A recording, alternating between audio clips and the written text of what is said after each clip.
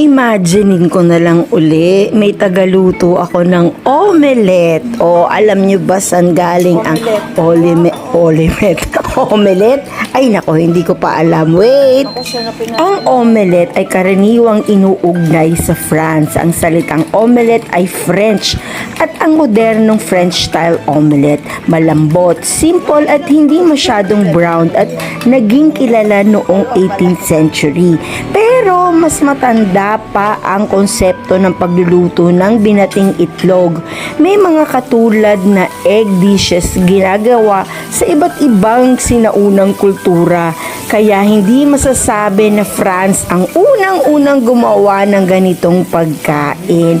In short, France ang pinagmulan ng modern omelette at ang pangalang omelette, pero ang idea ng pagluto ng beaten eggs ay mas sinauna at hindi eksklusibo sa France. O yan, may natutunan na naman tayo for today. Pero sa totoo, namimiss ko lang kumain na ako ang pinaghandaan. Yun lang.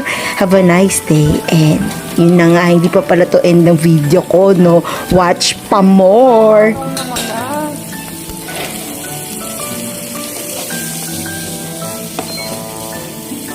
Share na tayo dito sa omelette. Ayun, marami na ito. Ayun, marami na.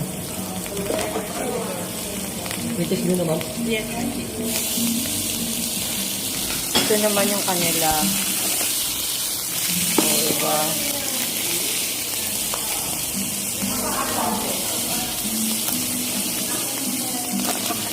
Ano pangalan ni Kuya?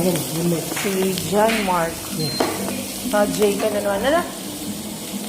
Sige, pupuntayin ako.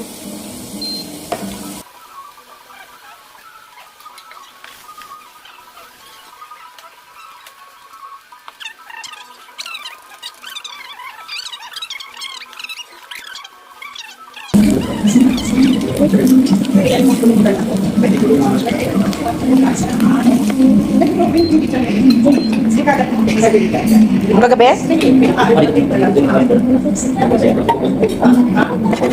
Wow, ano yung kuya mag-flip? Yan. Ano mozzarella?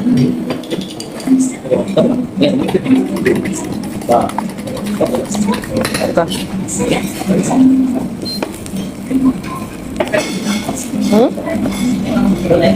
Ano? Thank you. Kung umabot ka dito, thank you so much. Thank you for watching and have a nice day, guys.